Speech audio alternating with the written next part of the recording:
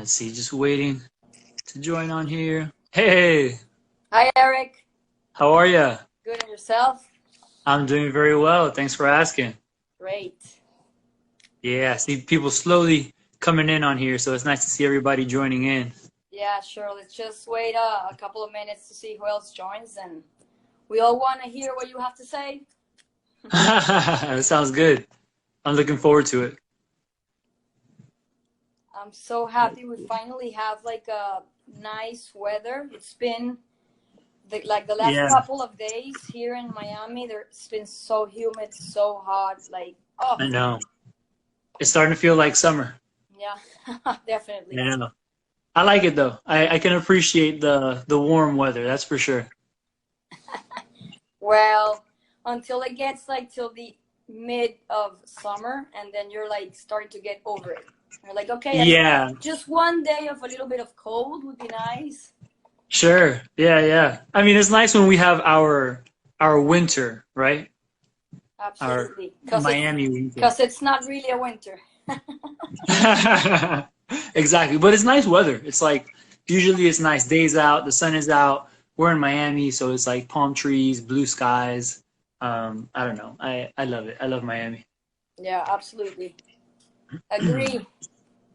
Yeah. Hello everybody that's tuning in right now. It's nice to see you all hopping on here. Nice to see. I see Juan is on here. Veronica. Nice to see everybody. Denise. What's up, everyone? We're just giving a little bit of time to let everyone come on in. Oh, you love Miami too, right? Amen. Hey, what's up, everybody? I see Carlos there joining. Hey, what's up, Carlos? Can you guys hear us okay? Can you see us okay? Give us a thumbs up. Awesome. Thanks, Juan. My friend Juan, Inspire Health. Good guy right there. Very cool. Hard to train indoors with amazing weather. You are not kidding. It's good Yep. to be outside. That's for sure. Yeah, like for many athletes right now, they're training so much indoor. Like Yeah. if the weather is bad and it starts raining, they'll just be happy about it. Yeah, Like yeah, it's yeah. No, raining. I don't feel bad about training indoors. No, no, but imagine. I think we all agree that it's still nice to just look outside the window and have a beautiful blue sky, regardless if you're training indoors or outdoors. For sure. Yeah, yeah. It's definitely nice to be. Do you prefer indoor, outdoor? Do you have any specific preference? Oh my God. I am a very, very outdoors person, I have to say. Like, I don't know, I guess it has to do a lot with like growing up near the beach, like being a very, Sure. yeah, like growing up in a very outdoor family atmosphere, like going to the beach every other weekend. And I don't know, I mean, I feel like just being outdoors all the time energizes you a lot, but it has a lot to do, sorry, with just living in Miami or living in a place that lets you do all this stuff outdoors like all year long. I agree. But if I lived, I know that if I lived like at a place where the weather was miserable or too cold, I would just love training indoors. It just has to Yeah, do with that, with where you are at. for sure. Most definitely. I would agree. I would definitely agree. Well, I think it's time for us to rock and roll, right? We give everybody 5 minutes. I think that's good enough time. Think so. All right, cool. So let's go ahead and make this happen. Well, first, Vanessa, I appreciate you being on here with Powerful Foods. Um, I know when I first heard about the company, it was when I met Carlos, and he everything he was saying about the company, I was falling in love because anyone who follows me on Instagram and knows about like my nutrition philosophies, if you will, which they're very much rooted in science. I'm very much so a protein pusher, if you will. And when he was mentioning to me about Powerful Foods and that it's the premise behind it is that it's higher protein options from the drinkable options that they have. to the different yogurts, the oatmeals and everything. I was just like, this is heaven for me as a sports nutritionist and dietitian. I think it's great that there's a company that's doing that. Yeah, I think that maybe it's a good moment to tell people about we have been talking about like the giveaway. So Okay. it's pretty easy because everyone that is right now watching the live is already participating, and they're just gonna do it at the end of the live. They'll send information about it, but you don't have to do anything. Just being here at the live, you're participating for this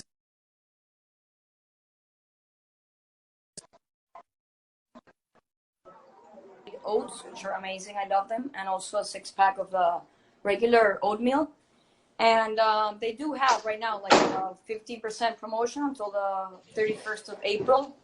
That's right on the website, right? Yeah, it's Okay. on their website, which is www.powerfulfoods.co.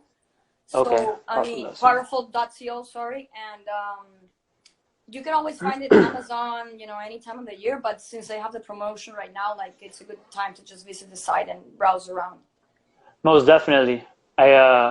I think that that's awesome that they're doing a 15% off. I think it's cool because they're trying to give back to the community, basically, because, I mean, a lot of us are stuck indoors. TJ, what's happening? I know a lot of us are stuck indoors, and, you know, it's a good time to stock up on protein. That's for sure. I have my powerful drink right here that I'm going to be sipping on. I just had a workout before taking a shower. And yeah, so that's very cool. So guys, just know someone on here is gonna win from the giveaway. I don't know who's gonna win. It's gonna be a random giveaway, but yeah, just thought you guys should all know that. So now I know that we had some. Well, I had some questions asked to me on social media, and there were some questions. I mean, if you guys want to ask questions down below, please go ahead and ask some questions. Vanessa, did you want to get to some of the questions from before that were asked? Yeah, I mean, sure. There were some interesting questions you had. A couple were very funny, which you should address, like how many Oreos can I have? All the Oreos. Yeah, but most definitely, I mean, talking about protein, which is why we're here. And for sure. I mean, I'm an endurance athlete. So the importance of this is that you actually give us information about what happens to all these other people. I mean, I want you to talk a little bit about endurance athletes as well, because I'm here. I want to, you know, share some information with you about my athletes. For but sure. Also what happens with these people that they just train once or twice a week, maybe. And also many have just started training because of all this craziness. And it's actually, I think we were discussing a little bit about it, but how many people are actually starting to train right now, which is amazing. But okay, yeah. What are the differences in the proteins that an everyday regular person should have now that they have started training once or twice a week versus you know, the endurance athlete that maybe trains 2-3 hours a day and maybe on the weekends does a 3, 4, 5 hour workout? Yeah, so that's a really good topic right there. There's one thing I like to say about protein is that so far we don't really have a definition as to how much is too much protein, which that's nice if we're someone who just kind of wants to intake however many amounts of protein in a day. But to the people who are not doing a whole lot of activity, first and foremost, they don't really need to eat a whole lot of food, period. Compared to the athletes who are training 2, 3, 4, 5 hours in a day, they definitely have higher protein needs. So generally speaking, if someone is sedentary, meaning they do zero exercise, what I'll typically tell people is I say, look, ideally, you don't want to go any less than somewhere along the lines of like 1.2 to 1.4 grams per kilogram. So if you know your weight in kilograms, multiply it times 1.2 is the bare minimum. I'm being like ridiculously generous. Um, Multiply your weight in kilograms by 1.2, ideally 1.4, and then try to consume that much protein. This is someone who's not even really all that active. Mm-hmm. Then if you are someone who's active, this really depends on the specific goals. But where I go for a lot of my endurance athletes, especially triathletes, I typically recommend somewhere along the lines of 1.8 to 2.2 grams per protein, grams per kilogram of protein. But this really depends on the individual. What's going on with their weight? How much are they training? How long are they training? What's the intensity which they're training? It's safe to say that most people, even sedentary individuals, can benefit from going on a slightly higher protein diet. As we become more active, we require more protein to help us recover. Remember, excuse me,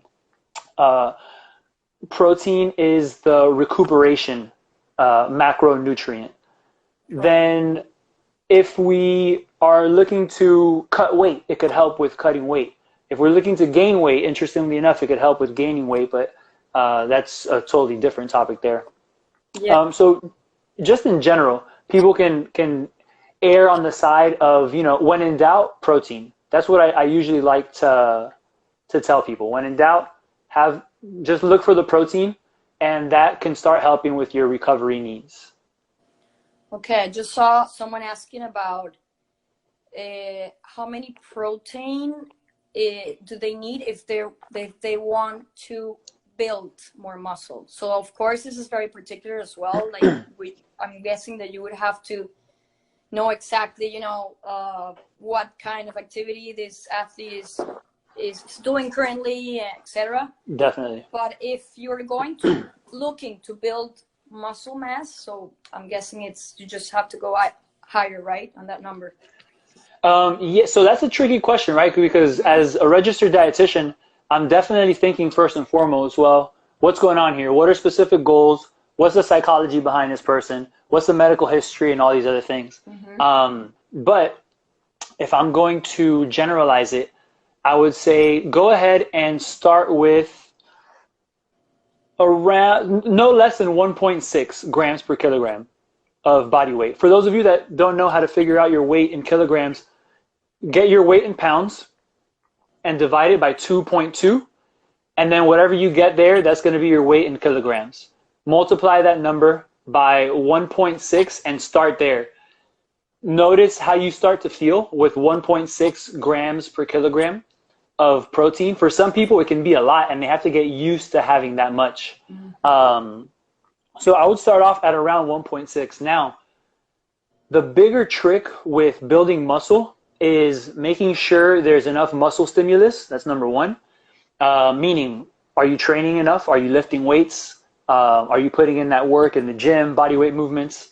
Body weight movements, especially now if you don't have a home gym.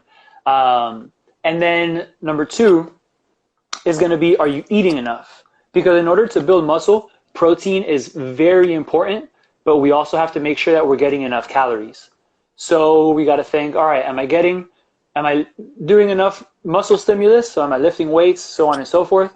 Am I eating enough food? And am I getting at least 1.6 grams per kilogram of body weight for protein? So there's not really just a straightforward answer, but I could tell you that starting to incorporate like some shakes throughout your day, especially if you're training regularly, it can be helpful. I like to sip on protein shakes once a day, maybe twice a day. Sometimes I'll have it as a snack. Sometimes, like I'm having right now, I'll have one of these little powerful drinks. This is chocolate specifically because I love chocolate. I'll have one of these after my workout, and that helps bump up your protein numbers. Like I said, when in doubt, just look for the protein, because that's going to help with muscle recovery and muscle building as well. Yeah, we have another question there. Catherine, I hope I said it right. Like, what is the best source of protein in your opinion? The best, well, based on what the studies show, let me see. Oh, I think I lost her on here for a second. Um, but it's okay. I'll go ahead and answer the questions. The best source of protein, according to what studies show, it is going to be a. Let me close this a little bit. It's going to end up being a some type of. Oh, let me just get them back on here. Where's Vanessa?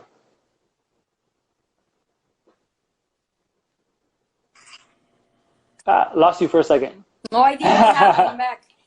It's all good, no worries. I was just gonna say that the best protein source is typically an animal source protein, mostly because they have all of the essential amino acids in really high amounts. I particularly go a little bit more in favor of whey protein, WHEY, which that is derived from milk protein. So having whey protein, we know that it's 100% bioavailable, so we're going to really absorb and get everything out of that whey protein drink that we consume. That's typically my go-to. Now, if you can't have whey, egg protein is good, chicken, fish, even having things like sources of meat. And then you also have the pea proteins, the rice proteins, soy protein, and those things that are also beneficial. But if you can have whey protein, that's the one that I usually go with. Any like milk derived protein, like the ones that they have in the powerful drinks, like from Greek yogurt and those things, those are great sources of protein because they are highly bioavailable, which means our body is going to use a lot of that.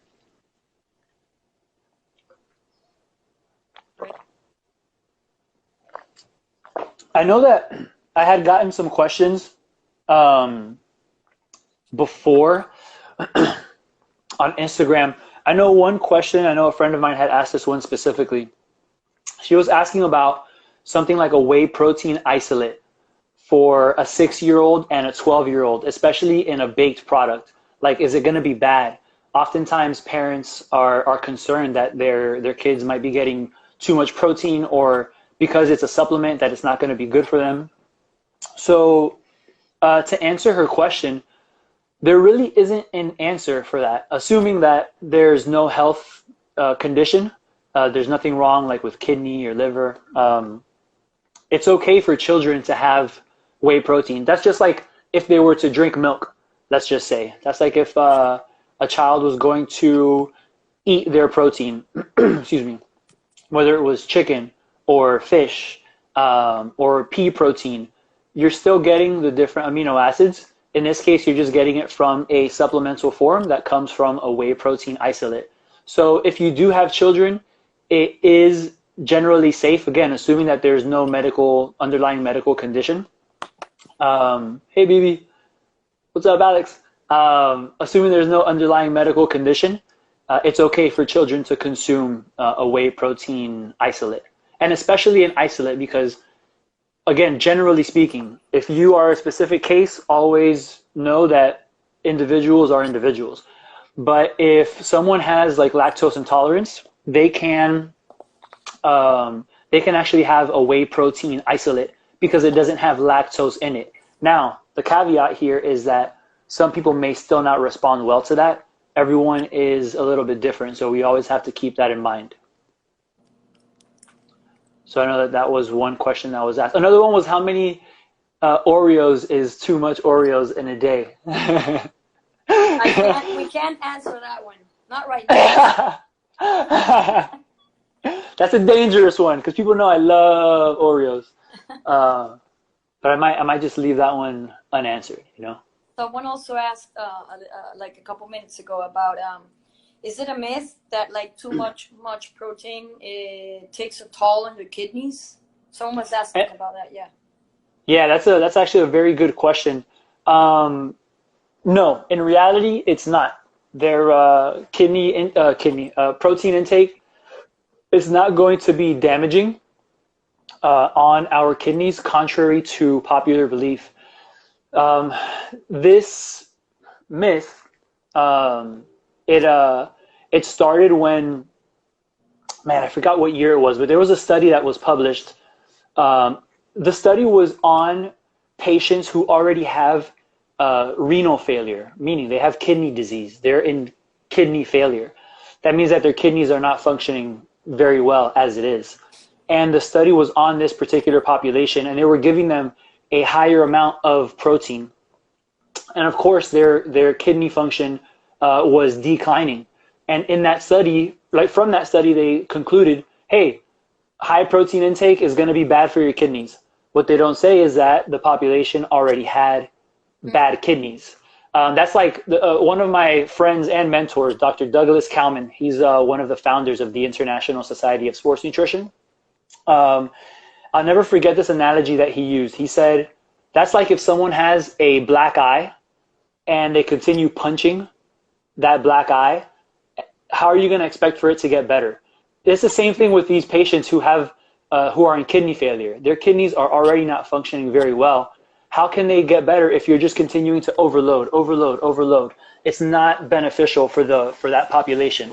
In generally healthy individuals, yeah, high protein is going to be perfectly fine, and there are no issues with that, assuming there are no contraindications. Great. I've seen some other questions on here. Let me see if I can scroll back up on these, unless you have them on there as it is right now. I'm trying to get to everybody's questions on here. Excuse me. Let's see. There was another one, if we can jump into that one, about the ratio between the carbs and the protein. So since we're talking about proteins and all this, like how many grams? So what is endurance athletes have a different ratio from other athletes that, as we were talking about at the beginning, don't train as hard. Yeah. So first of all, what's the ratio? I mean, if you're having like 20 grams of protein and you're having 40 grams of carbs, so that's a 2-to-1 ratio. Yeah. What would you describe like as a difference in, at what point do you think that this ratio should change, like from 3-to-1, like 3 times more protein than carbs, and depending on the athletic capacity of each athlete, or on the number of, let's say, hours they train daily? That's actually a really great question. So me being more of a protein pusher, what the studies show for endurance populations is a 3-to-1 ratio. So that means for every, let's say, 12 grams of protein, you're going to want to get, 30-something grams of carbohydrate. So the theory behind that is that, or the science behind that, I should say, is that you want to ensure that you're getting enough carbohydrate to help replenish your glycogen stores. For those of you that don't know, glycogen is like I call it stored muscle sugar. It's your stored muscle sugar, but your body starts tapping into those glycogen stores as you're continuously training, putting in effort. If let's say you're training and you just went through a brick, and it's like, okay, I just swam 3/4 of a mile. I'm hopping on a bike to go for a 20-mile bike ride. Maybe that can take you anywhere from, let's just say, an hour to an hour and a half, depending on the individual. As you continue burning through your fuel, you can start tapping into those glycogen stores. That's where sugar and carbohydrates become beneficial. Post-workout, that 3-to-1 ratio is to help replenish glycogen stores and to make sure that you're getting enough protein to help your muscles start to recover immediately. Now, to answer your question about when do you go higher up on that ratio, if you were training for a longer period of time, especially if you were training at a very intense, high intensity. But this is Eric's little curveball. Why does it have to be 3-to-1? Meaning, and this is coming again from the mind of a protein pusher. If I'm going to get 30 grams of carbohydrate post-workout, in reality, it should probably be closer to like 50 or 60, depending on what I did. But let's just say I'm going to get those 30 grams of carbohydrate. Why don't I also get 30 grams of protein afterwards? Right? So I'm really a fan of maybe a 2-to-1. In reality, I like the 1-to-1 ratio. If I can get more protein and a good amount of carbohydrate, and even if they're in even amounts, why not? Because that's only going to help me start refueling much faster. I'm going to start building up my muscle recovery much faster, help support my immune system much faster. I get calories in much faster because as athletes and people who are avid trainers, we have to make sure that we're getting enough calories in. So in reality, I'm a big fan of going for like a 1-to-1 ratio. Okay. But always, Yeah, yeah, but always taking into account, like, not to take your carbs down, just to go up with the protein, right? Because that can be exactly. confusing. Because they'll say, okay, I Yep. had 10 grams of protein, so I'm gonna have 10 grams of carbs, and that's gonna be way too little after a workout. Exactly. Especially now, if your workout was going for a 10-minute walk down the block, you don't even need it, you know? But if you're Yeah. going to go and do repeats on the Miami Mountain, aka the Rickenbacker Causeway and Key Biscayne, if you're going to do repeats on those bridges for, I don't know, an hour and a half or whatever the heck you're going to be doing that torturous work, you're going to benefit from having some sort of high carbohydrate intake and protein as well. So yeah, so that was a really good question. I see another question on here. Do you think a vegan person can actually get to his or her protein needs, especially if this person exercises regularly? Yes, I most certainly do. If you guys hear a dog barking in the background, that's my dog. That's Night, so I apologize in advance. Um, yes, a vegan individual, especially one who exercises regularly, which they should, can most certainly get enough protein. They just have to eat a little bit more of the protein containing foods to ensure that they're getting enough of the essential amino acids. But yes, if you're someone who is vegan, you can most certainly consume enough protein in an entire day. That's for sure. And how long do you? I mean, I have a friend here, Anita. I see you. Hi, Anita. Hola, saludos a Venezuela. So one thing that I remember, like, most of my nutritionists I've had, like, over the years, they stress a lot about the timing of these Mhm. recovery meals. So how many times do we have to take that, that protein and that carbs before it starts, like, taking a toll on us? So if we go out and train hard and then you wait an hour, let's say, when is your muscle starting to degenerate? When is it, like, too late for you? What should we do? That's a very good question because you always hear about like this anabolic window, meaning as soon as you finish your workout or your training, excuse me, or your training session, you have to have protein right after. Drink down your protein, have it right away. But what we're seeing is that we really have about a 24-hour window. So you don't necessarily have to have this protein shake right after training. That window is really more of like a large door.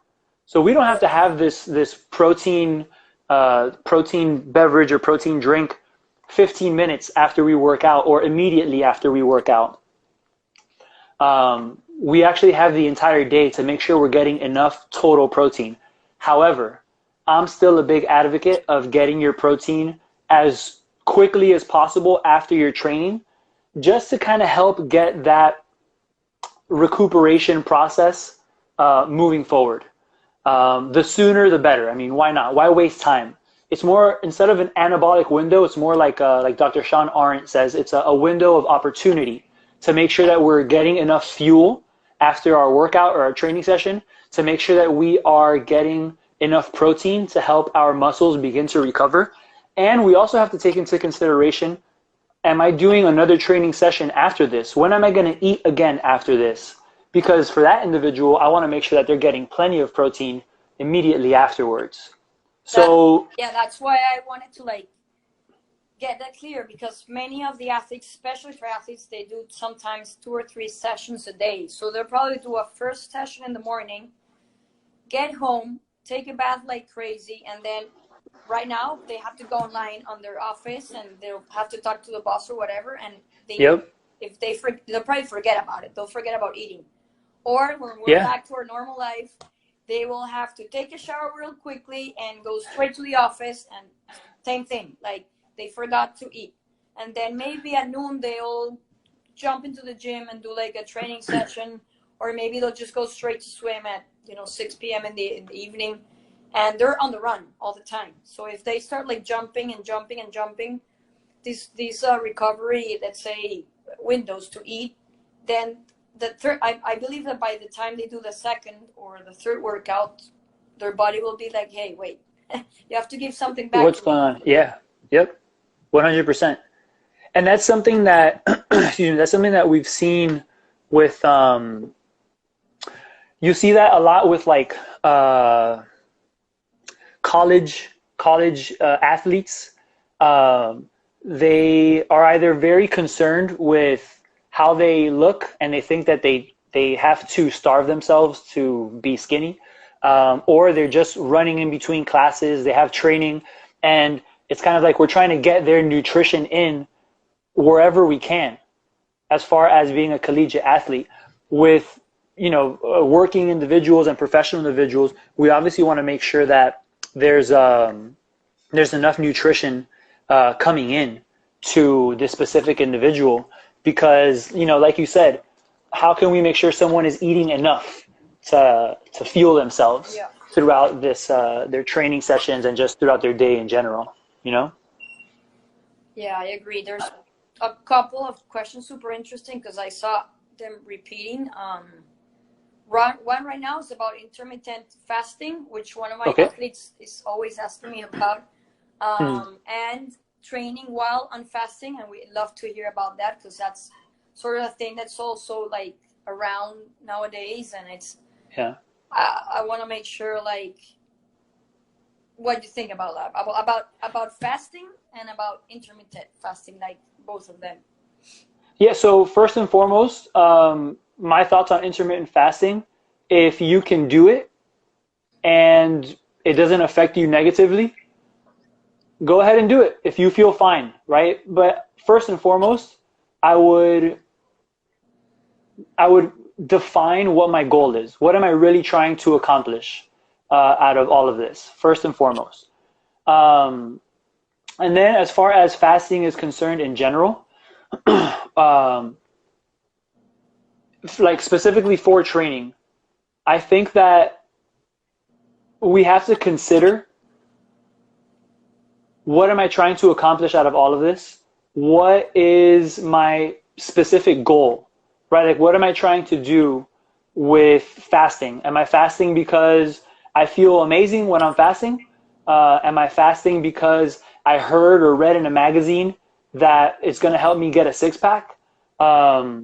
Because ultimately, fasting for long-term exercise, especially at higher intensity, like if you're training for a triathlon, and even though that's not as high intensity as, let's say, I don't know, CrossFit, because you're not going 100 miles per hour for 4 minutes, but you're still going to be going like 70 miles per hour for like 3 hours, which is still pretty high intensity.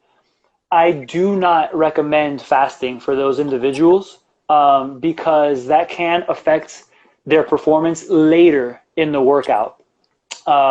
Eventually, our body starts, running low on that fuel, and fasting does not really help out in the long run as far as that's concerned.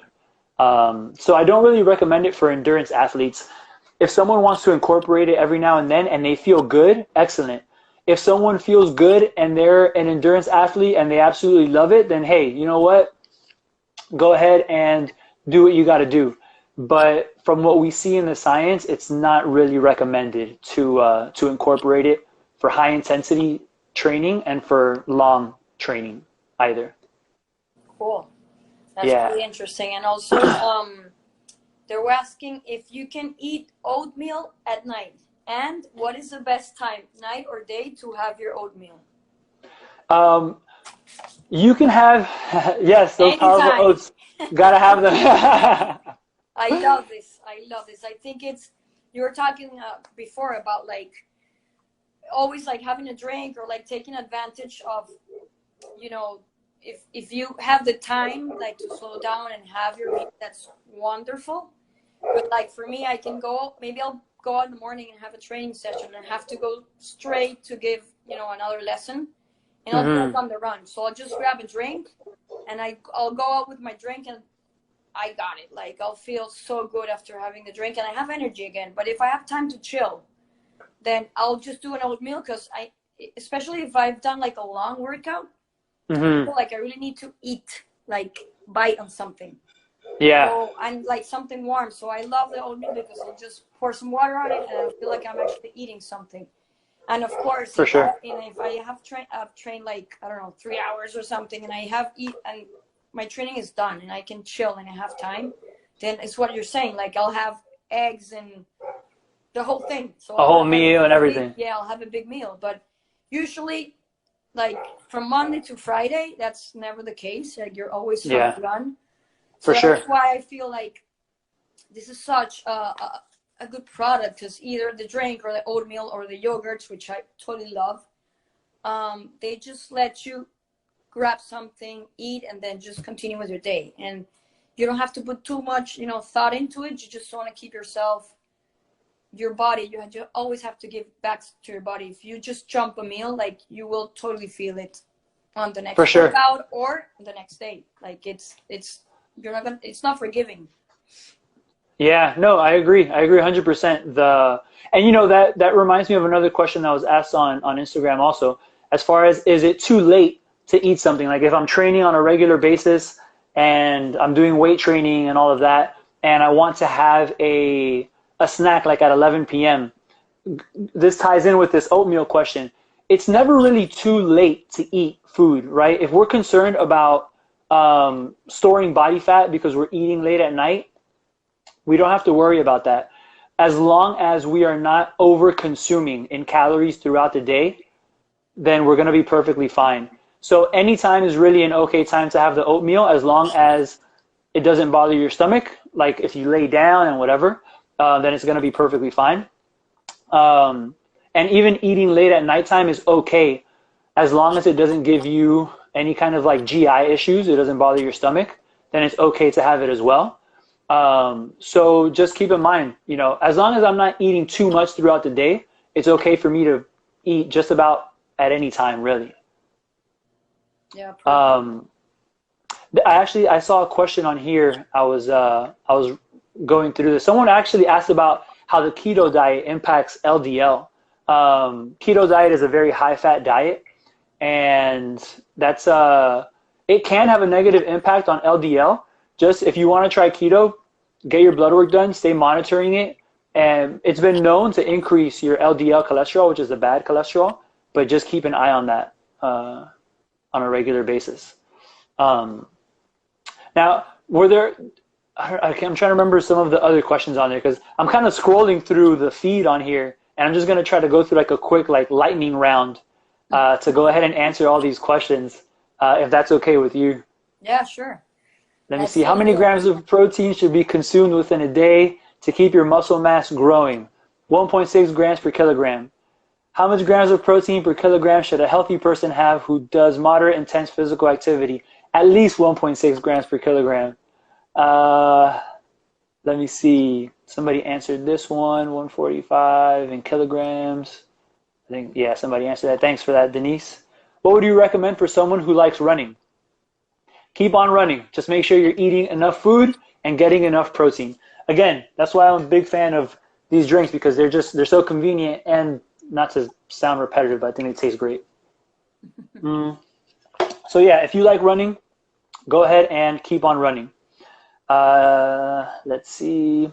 Can kidneys be harmed if you consume a lot of protein? That one we answered. The best source of protein, we answered that one as well. How many protein shakes can I consume in a day? That really depends on the person. But calories, man, calories, watch out. It comes down to all the calories overall. But if you're very active, you might be able to do a couple, 2, maybe 3, right? Just always think of food first, and then use the drinks and those things as supplementary. If you're on the go, personally, I like to sip on them every now and then. But you can do 1 to 2 a day and be safe there. Can you drink those protein shakes anytime, or is it just pre or after a workout? Anytime works. I actually recommend them as a snack, mid-afternoon, mid-morning. Let me see, Denise. How much protein is too much? I feel like 1.6 times my body weight is too little. If you feel like that's too little, then bump it up. Always play with the window of 1.6 to 2.2 grams per kilogram, which in pounds, that's going to be zero point 0.7 grams per pound to 1 gram per pound. So if you weigh 130 pounds, 130 grams of protein. What about for vegans, the protein? That one, you can very well get enough protein being vegan. Can I eat powerful oatmeal for dinner? Of course you can. Do you think a vegan person can effectively increase muscle mass? Most definitely. As long as you are doing resistance training, so stimulating muscle mass, getting enough protein and eating enough food, you can definitely get enough muscle mass whether you're vegan or not. What about someone who likes running? Oh, I already answered that one. Vegan protein. Let's see. Oh, this was one about supplements, it looks like. Since most supplements are not regulated by the FDA, how do we know what product or brand is safe to consume? Actually, supplements are regulated by the FDA. A lot of folks don't know this, but they are regulated by the FDA, just not as heavily or as strictly as medications are. But they are regulated by the FDA. Now, there are certain seals or stamps of approval that I call them. I'll see if I could find it in my Instagram and I'll post it on my story. There are different things that you want to look for, like BSCG, which is the Banned Substance Control Group, Informed Choice for Sport, NSF, USP. Those are a few of the different seals that you want to look for as far as supplements go. What protein products and nutritional supplements do you recommend? It really depends. On my Instagram, I'll post from different companies. Obviously, Powerful Foods is a really good one. Dymatize sells really good supplements. There are a lot of different good supplements that are out there. I'm just trying to get to all of these on here for everybody. If you guys have any questions, let me know. We're going to be wrapping up relatively soon on here. I think that last one is for you. Beautiful physique.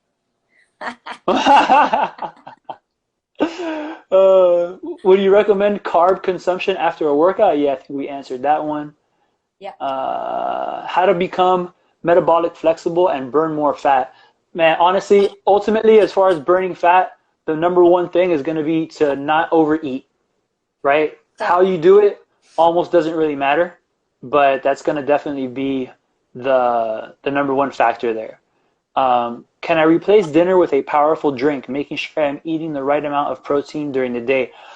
I would actually encourage you to have both. If you've done enough activity and you're hungry enough to have an actual meal and have one of the powerful drinks, why not? I'm actually finishing up this powerful drink, and I'm going to have some dinner after this because I just trained before getting onto this call or this Instagram Live. Yeah, it's doable. Just remember, calories do matter, ultimately. And I think that's all the questions that were asked on here. You're very welcome. I don't know if you guys have any other questions. I definitely appreciate you all hopping on. Denise, I appreciate you. Matt, thank you, my friend, for hopping on. That's my barber and longtime friend. But yeah, protein, the reason that I'm so almost annoying with protein is that as far as protein goes, protein is the nutrient that's going to help preserve muscle mass. Especially now, since we're staying at home, we got to think, all right, maybe I'm not as active as I usually am because I go to the gym or I go, to some parks or whatever it is. Protein is going to be important because whether we're highly active or not, we still want to preserve muscle mass. So making sure that I'm getting enough protein is going to be very, very important. Obviously, having the powerful oatmeal, the drinks, using some kind of protein supplement, eating enough chicken, lentils, beans, fish, eggs, that's going to help because we want to ensure that we're preserving our muscle mass, especially during this time of potential less activity. Yeah. So, okay. I'm sorry, go ahead. No, we were discussing earlier about now that people are They're a lot indoors, but they're also starting to do a lot of strength training, which they did not used to do before because they didn't have time for it. And I was telling you, I can never stress enough about how important all this strength training is for a triathlete, because many times they will have maybe 6 or 7 hours in the week, and they say, okay, coach, I have 7 hours in the week, and that's it. So I'm going to do, 2 hours of swimming, 2 hours of bike, and 2 hours of or 3 hours of bike and 2 hours of run. And I'll be like, okay, you have to make time for strength training. So every time something comes up and they can't make it to their strength training session, they'll say, okay, I'm going to jump my strength training session. I'm just going to go ahead and do the bike because it's more important, because I'm going to do a triathlon. So I have to be on the bike, I have to swim, I have to run.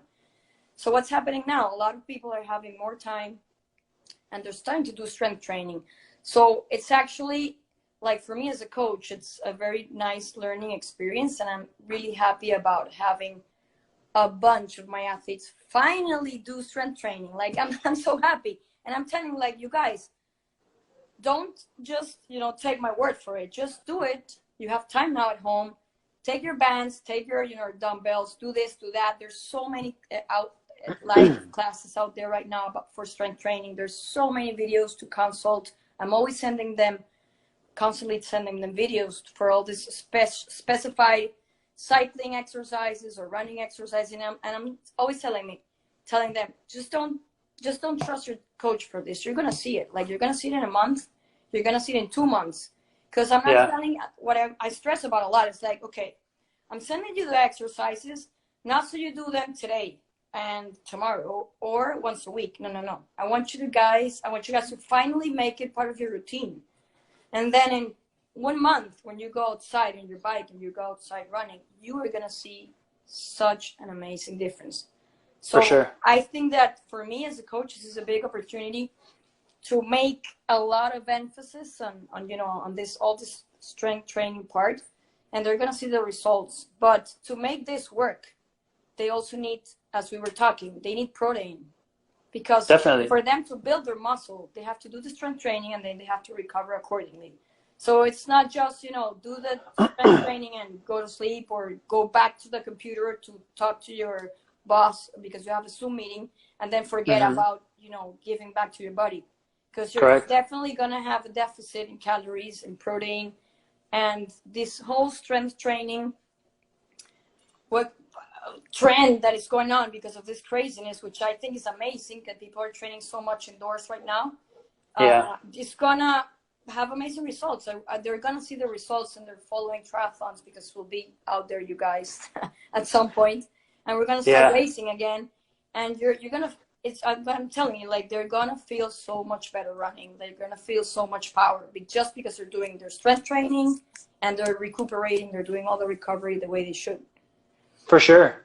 There's a friend of mine. His name is Dr. Mike Ormsby out of FSU, Florida State University.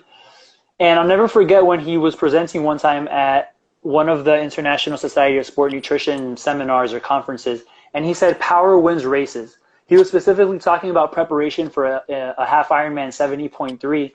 And he was talking about how he continued to implement resistance training at least a couple times a week, and how he felt so much better. He was performing so much better. Remember, power wins races. Resistance training is beneficial. Obviously, as you mentioned, swim, bike, run is going to be important, but we can't neglect the muscles. And then, of course, nutrition plays an important role.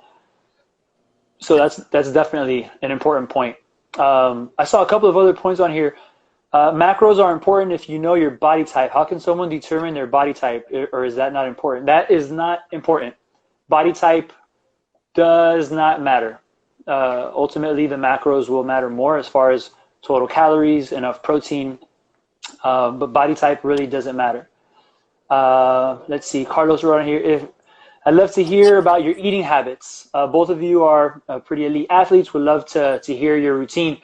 Vanessa, I don't know if you want to go first to mention your eating habits. Yeah, sure. I mean, being a mom and like training a lot, training for myself and training with my athletes as a coach. I I definitely try to plan ahead for my eating, because if not, I'll just be jumping from one lesson to another and I'll be running around my baby and like not eat at all. So definitely my eating habits have a lot to do with how I plan it. um, I will wake up in the morning, have a coffee at first. First thing I need to do. But first, coffee. Yeah, before I go out to bike or to run. There's swimming right now, but whatever I'm doing, I'll just grab a coffee. And depending actually on the intensity of the workout I'm gonna do, if it's like an easy run or an easy bike, I might just go out fasting. I mean, not necessarily on purpose, but just because either I'll be in a hurry or I know I'm not Mm-hmm. gonna have too much intensity on my workout and I feel Yeah. okay. So that's what I'll do.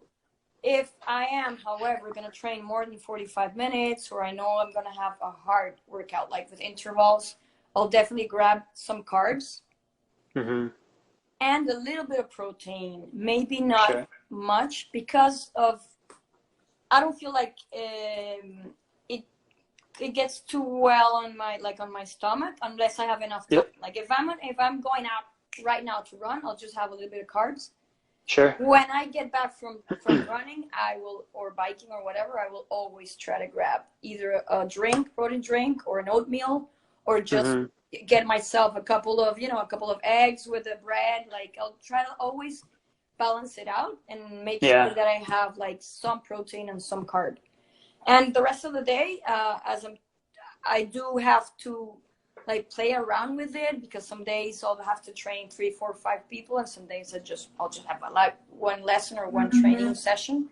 Mm-hmm. But I will definitely include in my lunch both as well. Like, I will always include protein and carb. If I do miss a protein at lunch, then at night I will usually like go harder on the protein. Like, I'll do a bunch of like a big tuna salad, or just have like double tacos, double fish tacos, and then put a lot of fish on the tacos. That's the kind of Yum. stuff. But even though like every day for me varies from one day to another, I do try to eat really balanced, like protein and carbs on every meal. Mm-hmm. I don't know about the ratio, but I would think that it might be more like a 1-1 ratio that we're talking about, because I like Yep. a lot of protein. Yeah. If I do skip a protein because I don't have it or whatever, then I'll probably make up for it on my next meal. But that's more or less like the eating habit I have as an athlete. Gotcha. Always, I do try to, like, after training, to grab something. Like, it'll happen that I'll just skip it because I'm hurrying to another lesson or whatever. But I'll definitely try to make up for it maybe later in the day, even if it's a green juice, to get some good nutrients in your body. And then Yeah. have a little carb afterwards, or a little protein bar. I play a lot with it, but I have seen that I do need a little bit of planning to make it work. Like, if I Sure. improvise too much, I'll go crazy. Like, I know I'm not going to meet with the requirements. Yeah. Yeah. Having a plan is definitely helpful. Like the saying goes, right? Failing to plan is planning to fail. Yeah. So that definitely helps, having like a routine and a schedule.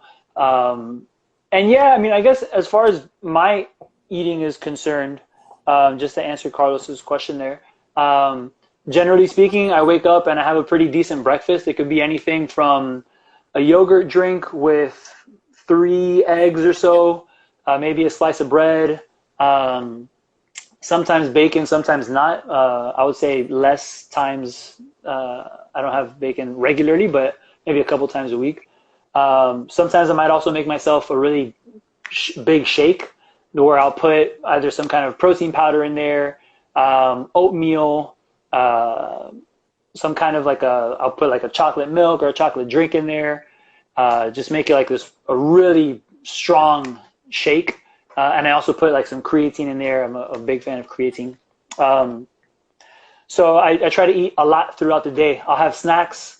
I'll have a snack. I'll have maybe like a 600 something calorie snack of mixed nuts with Greek yogurt, bananas, apples, peanut butter filled pretzels as snacks.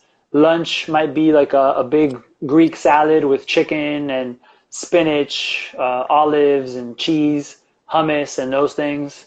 Rice and beans, you know, being Cuban, Colombian, I love my rice and beans.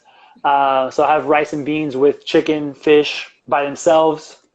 But yeah, I eat quite a bit throughout the day, and that's just, you know, to maintain overall muscle mass. Um, my girlfriend cooks awesome food, so when she makes some dinner, it's great. So I try to eat as much of that as possible. But yeah, I eat maybe every 2 to 3 hours or so. And yeah, I try not to go hungry. I make sure I'm getting enough fuel, and I'm definitely making sure I'm getting enough protein throughout the day. That's for sure. Um, there was a question here for you. How do you manage to bike for so long without losing muscle? Well, it's very important to keep yourself fueled during the training, which is something that we haven't really talked about because today I wanted to talk more about protein and recovery. Um, Fueling during training is very important. Like I will usually have on the bike, I will have electrolytes and I will also have a carb drink or like a bar, which has mostly carbs. Again, if I'm biking for, let's say, more than 3 hours, I would probably have something that has protein. Usually, if it's just 2 or 3 hours, I will rely mostly on carbs. So I will have electrolytes. I will also have a carb bar, or I will have like gels like Maurten. They're 100% carb. So I will mix it up because you get like tired of like just slipping on drinks, and sometimes you want to eat something. So there's amazing also like waffle bars that have some protein, which I love. You need to fuel on your bike. Like there's no way you can go on the bike for 4 or 5 hours and No way. not eat anything because you're not gonna make it. For sure. It's all part of the fueling strategy before, during, and after. Because before, also, if what we're talking about, if you're fasting and you're going on the bike 5 hours, forget it. Like it's too long. So you prepare yourself before, so you have a good breakfast, or you have a lot of carbs, and then you go on the bike and you're prepared. You have some stuff with you in your pockets. You have carbs. You have electrolytes. You drink a lot of water. You have to keep yourself hydrated. And then when you finish your biking session, you're always going to head for a recovery drink. So that's how you survive. If not, you're done in a week. For sure. Very true. Let me see, Veronica. So how can you tell that you are not consuming enough protein?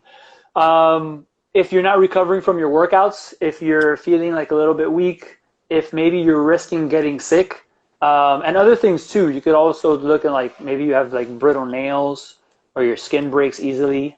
Those are some signs of not getting enough protein. Something to keep in mind and always pay attention to. Also, tracking your food could help with making sure you're getting enough protein. I remember there was another question. Someone had asked, now that there's less overall activity for some people, like going to the gym and all of that, is there a recommendation to ensure that they maintain a healthy weight? And what I would tell people there is most definitely you want to make sure that your nutrition does match your overall intake, your overall output. If I'm running half a marathon every day, I got to make sure I'm eating enough. So we definitely have to make sure that we're getting enough. I hate to cut it short, but we have about 20 seconds left. Instagram is kicking us off. So thank you, everyone, right? There's going to be a giveaway. We got 10 seconds left to go. Yeah. Bye, Eric. Thank you so much.